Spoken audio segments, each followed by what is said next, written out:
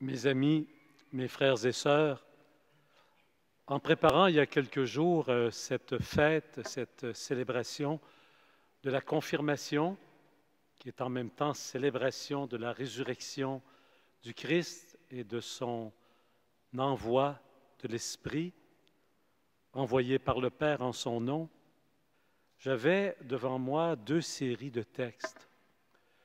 J'avais bien sûr les textes de la Bible, les textes du Nouveau Testament d'aujourd'hui, et j'avais aussi d'autres textes, d'autres paroles, qui étaient les lettres des confirmants de ce soir, lettres qu'ils ont rédigées il y a quelque temps, dernièrement, et qu'ils m'ont fait parvenir. J'ai retenu de la parole de Dieu les deux, je dirais, phrases suivantes qui proviennent de l'Évangile. Je vais me concentrer sur le récit évangélique. L'Esprit Saint, le défenseur, que le Père enverra en mon nom, lui vous enseignera tout, il vous fera souvenir de tout ce que je vous ai dit. C'est la première phrase. Et la deuxième, si quelqu'un m'aime, il gardera ma parole. Mon Père l'aimera. Nous viendrons vers lui. Et chez lui, nous nous ferons une demeure. Les autres paroles, je vais en reparler tout à l'heure. Les lettres de nos confirmants de ce soir. Je voudrais me concentrer d'abord, pendant quelques instants, sur la bonne nouvelle d'aujourd'hui. La bonne nouvelle, c'est celle que nous célébrons depuis Pâques, c'est celle que nous célébrons toujours, c'est que le Christ est vivant. Jésus est le vivant. Il vit, le Christ. Il est ressuscité. Il ne nous laisse pas seuls. Pour toujours, maintenant et à jamais, il nous donne son esprit qui nous parle de lui sans cesse, qui parle à notre cœur, car l'Esprit Saint reçoit de lui tout ce qui nous est nécessaire et il nous le fait connaître. L'Esprit Saint, le défenseur envoyé par Dieu notre Père, maintient en nous la présence du Seigneur Jésus ressuscité. C'est lui qui, comme un feu de camp que l'on garde allumé le plus longtemps possible pendant la nuit, c'est lui qui attise le feu en nous, qui garde cette présence allumée.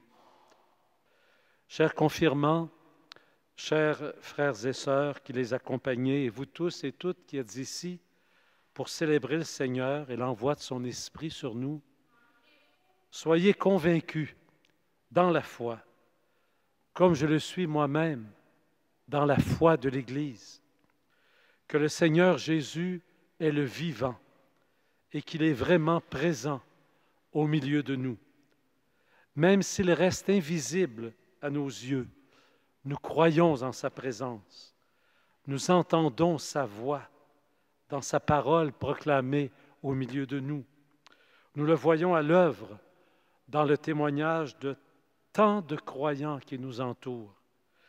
De bien des manières, il vient au milieu de nous et il vient en nous pour s'y faire une demeure et pour qu'ensuite nous puissions trouver notre demeure en lui.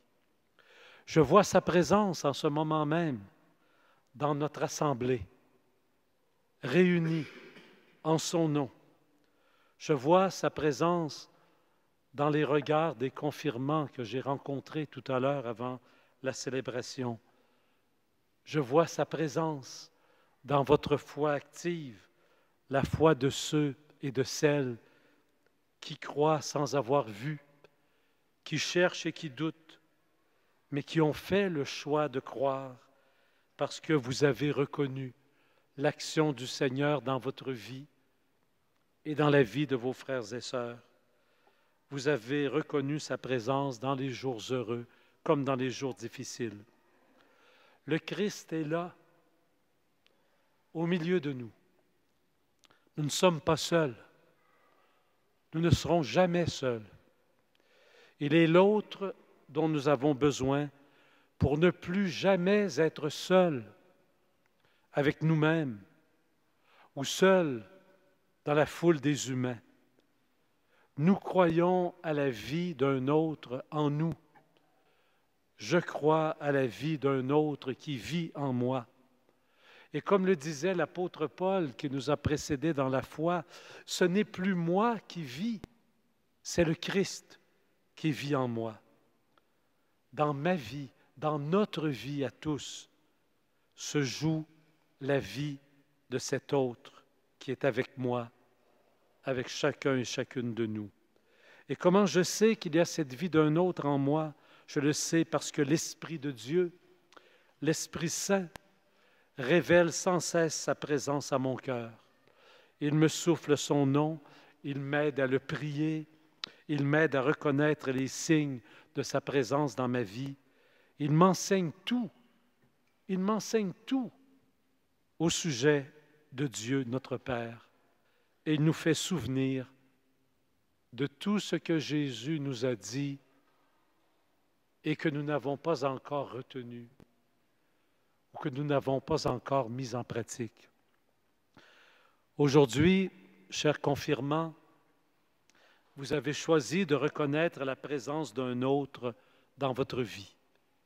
Vous avez accepté qu'il vienne faire sa demeure en vous. Vous avez exprimé votre désir d'être confirmé dans l'Esprit et de vous laisser aimer par Dieu en cherchant à répondre à son amour.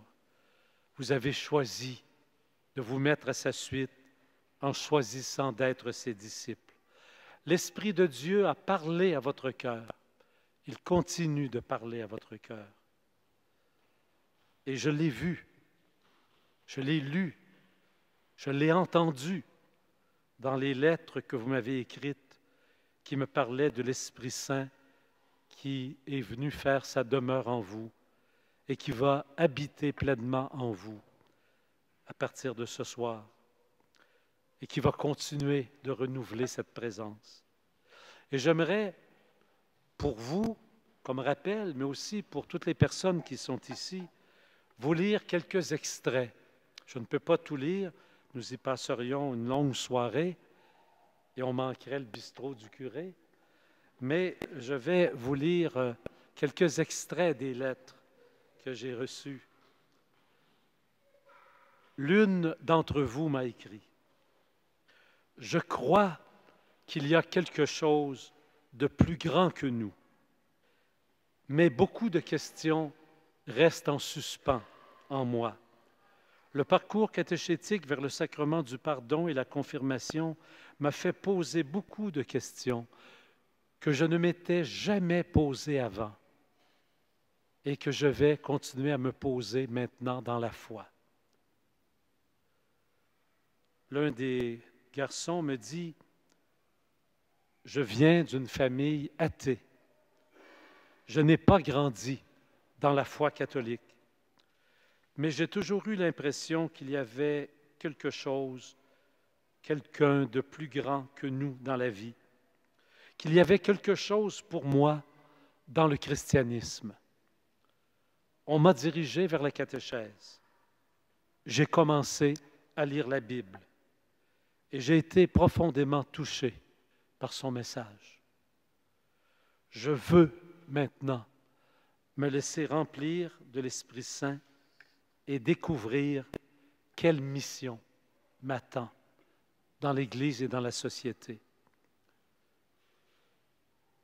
Une autre personne me dit: « C'est grâce à mes grands-parents que j'ai la foi, car c'est ma grand-mère qui m'a amené à l'Église la première fois, parce que mon grand-père chantait. Après cela, ma foi n'a fait que croître.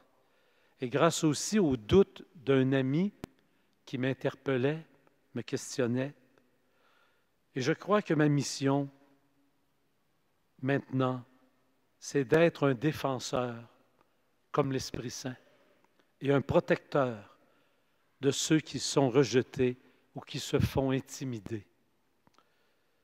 Un autre encore me dit, mon histoire dans la foi a commencé il y a 2 ans. Et après avoir vécu des activités d'église, je me suis inscrit à la catéchèse pour en savoir plus sur l'histoire du christianisme, ses origines, et aussi pour réfléchir là-dessus et devenir un nouveau chrétien. J'ai beaucoup appris et cela m'a rendu heureux. L'une d'entre vous m'a dit, dans le parcours, j'ai grandi dans ma foi chrétienne. Mais ma nouvelle expérience personnelle avec Dieu est inestimable. Donc je veux lui dire en cette occasion, oui Seigneur, je crois, garde-moi près de toi. Certaines d'entre vous ont accepté de devenir marraine ou parrain ou envisagent de se marier bientôt dans l'Église catholique. La confirmation est une étape sur ce parcours de vie chrétienne et comme me l'a écrit encore l'un d'entre vous, c'est un moyen de me recentrer sur mes valeurs en les incarnant tant sur le plan professionnel que personnel. Un autre m'écrit, en vue de me marier à l'Église, je me suis lancé dans l'aventure de la confirmation et j'ai débuté le parcours alpha qui m'a permis de renouer avec ma foi. C'est grâce à ce parcours que j'ai pu reconnecter avec Dieu, avec la prière et les temps de méditation. L'une des filles me dit, j'avais besoin d'un rocher sur lequel m'appuyer. Et un groupe de chrétiens m'a permis de redécouvrir la vie de prière, la lecture de la Bible et l'importance de Jésus le Christ et de sa résurrection. J'ai encore beaucoup de questions, mais ma foi est beaucoup plus forte aussi. Un autre m'écrit, venant d'un milieu athée, j'ai vécu un parcours long et chaotique dans la foi pour me rapprocher de Dieu, car je venais de très loin. Mais par sa grâce, j'ai été guéri de mes maux, de ce vide intérieur qui m'accablait depuis toujours. C'est maintenant pour appartenir totalement à l'Église et pour bâtir le royaume de Dieu que je souhaite la confirmation. Mes amis, voilà vos mots. Ce sont vos paroles pour dire ce que vous souhaitez en vivant cette confirmation. Et je pense que ces paroles font beaucoup de bien à plusieurs d'entre nous, parce que vous nous confirmez dans votre foi. Et voici que le Seigneur vous promet maintenant en retour de faire en vous sa demeure, dans votre intelligence, dans votre cœur, dans votre raison, dans votre esprit. Et il vous dit, comme il dit à chacune de nous, je vous laisse ma paix, je vous donne ma paix. Sois en paix, je suis avec toi, je ne te laisserai pas seul. Que votre cœur ne soit pas bouleversé ni effrayé. Vous ne serez jamais seul. Je viens vers vous. Et maintenant, il te dit à toi, suis-moi, sois mon disciple, sois mon ami, sois mon témoin dans le monde. Tu as une mission là où la vie te conduit et te conduira. En terminant, je reprends les mots de la fin de la première lecture. C'était le livre des Actes des Apôtres, où après avoir envoyé les apôtres en mission, on leur dit « Bon courage, bon courage ». Tous ensemble, nous allons prier pour vous ce soir, pour que Dieu vous fasse sentir combien il vous aime et combien il vous soutient, qu'il vous donne l'audace, le courage d'avancer avec lui sur le chemin de votre vie et de bâtir votre avenir avec lui. Que l'Esprit Saint vienne sur vous en plénitude et qu'il prépare en vous la demeure du Dieu 3 fois saint. Amen.